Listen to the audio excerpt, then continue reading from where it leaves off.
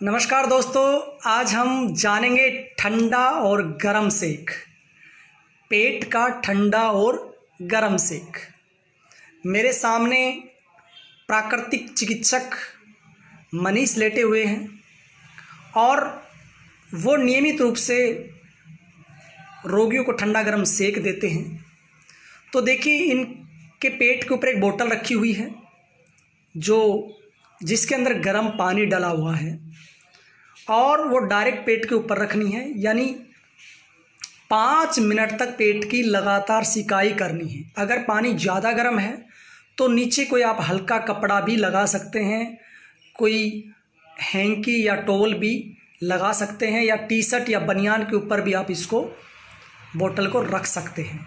अगर एक जगह पर ज़्यादा गर्माहट लगती है तो आप इसको थोड़ा थोड़ा आगे पीछे सरका भी सकते हैं, जैसा मनीष आपको दिखा रहा है। थोड़ा सा दाएं, थोड़ा सा बाएं, थोड़ा सा ऊपर, थोड़ा सा नीचे।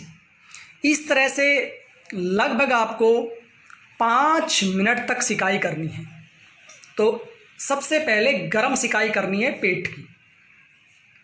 इसके बाद अगर किसी को छाती में कोई कफ बना हुआ है या कमर में दर्द है तो वो इस बोतल को 5 मिनट के बाद अपनी छाती पर रख लें या कमर के नीचे रख लें और तुरंत साइड में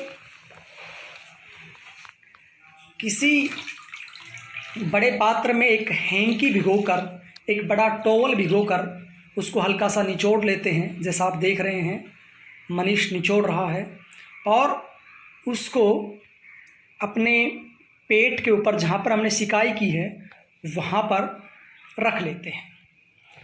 5 मिनट हमने बोतल से सिकाई की। 3 मिनट हमें ये ठंडा पानी होता है, यानी मटके का पानी भी ले सकते हैं या उससे और भी ज़्यादा ठंडा ले सकते हैं। 3 मिनट तक आपको लगभग वो जो टॉवल होता है उसको निचोड़ने के बाद आप पेट पर रखते हैं। बहुत ज़्यादा नहीं निचोड़ते हैं, हल्का सा निचोड़ते हैं। उसके बाद उसको पेट पर घुमाते हुए और इसको हटाते हैं। इसको जो टॉवल है इसको पेट पर हल्का सा घुमाते हुए और फिर इसको पुनः पानी में डाल देते हैं। और उसके बाद जो बोतल छाती पर रखी रहती है उस बोतल को पुनः पेट पर रख देते हैं। 5 मिनट वही प्रक्रिया दोहराते हैं। बोतल को दाएं बाएं से पेट की सिकाई करते हैं, दाएं बाएं रखते हुए, क्योंकि एक जगह पर रखने से ज़्यादा गर्माहट होती है तो सहन नहीं होता है। इसलिए बोतल को, जो पानी की बोतल है, इसको आगे पीछे सरकाते रहें या नीचे कोई सूती कपड़ा भी रख सकते हैं ताकि एकदम से गर्माहट पेट को ना मिले। इस प्रकार सिकाई करने के बाद चारों तरफ से पेट की 5 मिनट जब हो जाएं, यानी आप घड़ी देखकर ये प्रक्रिया करेंगे या किसी थेरेपिस्ट के निर्देशन में ही इसका अभ्यास करेंगे, यानी यह चिकित्सा करेंगे। इसके बाद पुनः इसको, जैसे पिछली बार हमने छाती पे रखा, अगर किसी के कमर में दर्द है तो आप देखिए कैसे अपनी कमर को हल्का सा ऊपर उठाते हुए जहाँ पर आपको पीड़ा हो रही है, जहाँ पर दर्द है वहाँ पर आप लगा लीजिए। कमर पे अब की बार मनीष ने लगाई है। और देखिए, पानी में जो टॉवल रखा हुआ है या सूती कपड़ा जो है उसको हल्का सा निचोड़ते हैं और निचोड़ने के बाद उसको पेट के आकार में उसका साइज़ बनाकर और पेट पर रख लेते हैं। ये देखिए, ये प्राकृतिक चिकित्सा की बहुत ही अच्छी विधि मानी जाती है जिनको खासकर पेट के रोग होते हैं।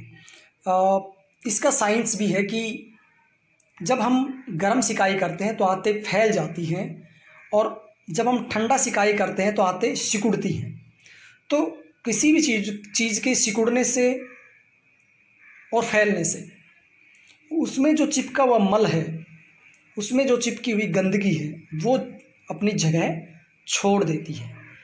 और ऐसे हम लगभग रोग की दशा या रोगी के अनुसार सिकाई करते हैं। 3 बार, यानी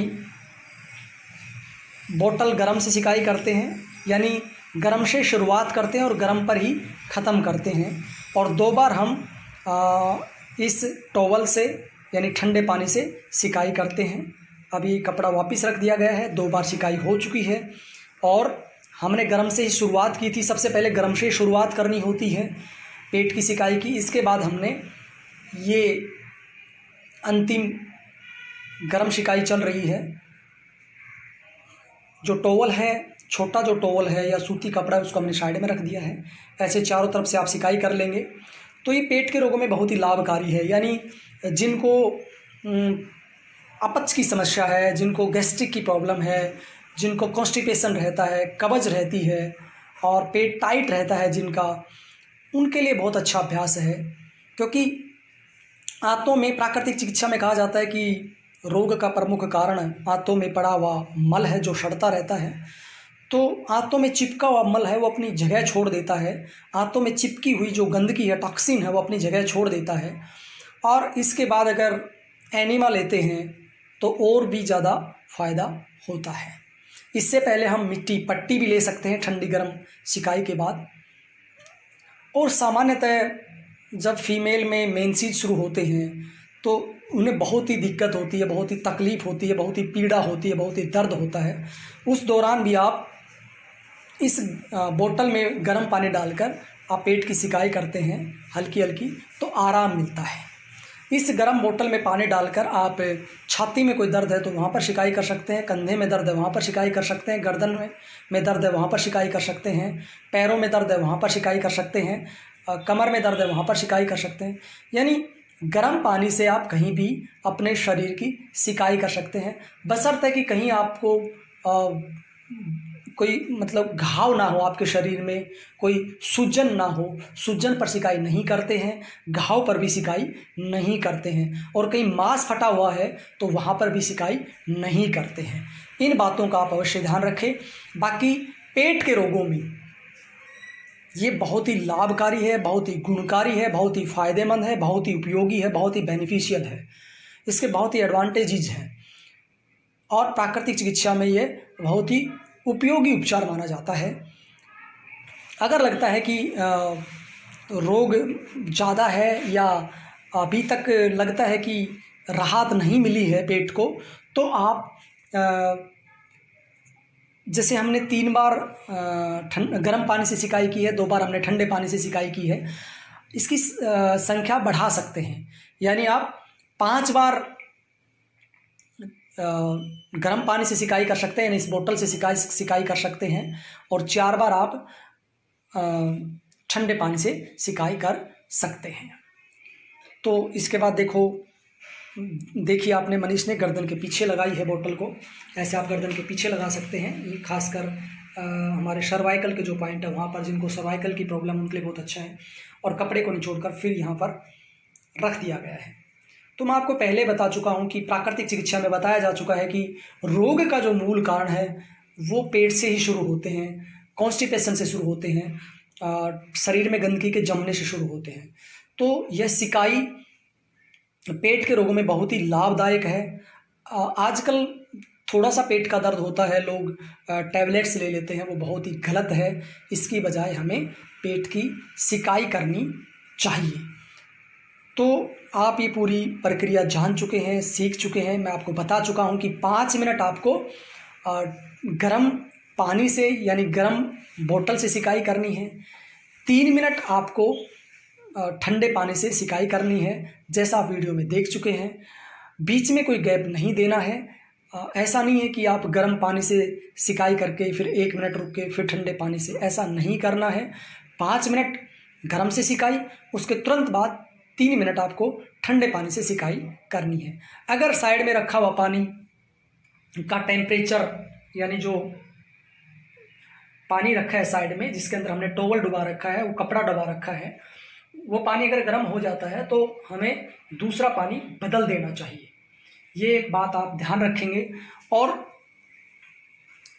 इस सिकाई के दौरान अगर आपको कुछ ज़्यादा प्रॉब्लम होती है या असहज महसूस करते हैं या कोई भी आपको पीड़ा महसूस होती है, तो आप तुरंत जो आपके उपचारक हैं या आपके जो चिकित्सक हैं उनको आपको तुरंत बताना चाहिए। इस तरह से आप इसको घर पर भी कर सकते हैं। सबसे अच्छी बात यह है, आपके पास बस एक पानी की इस तरह की प्लास्टिक रबड़ की बोतल होती है, ये आपके पास होनी चाहिए। तो आप आराम से घर पर सिकाई कर सकते हैं। जिस दिन आपको कहीं मसल्स में पेन हो, ज़्यादा खिंचाव आ जाए, वहाँ पर आप सीधे इसी पानी से, यानी गर्म पानी से, गर्म बोतल में जो पानी है, इससे आप सिकाई कर सकते हैं।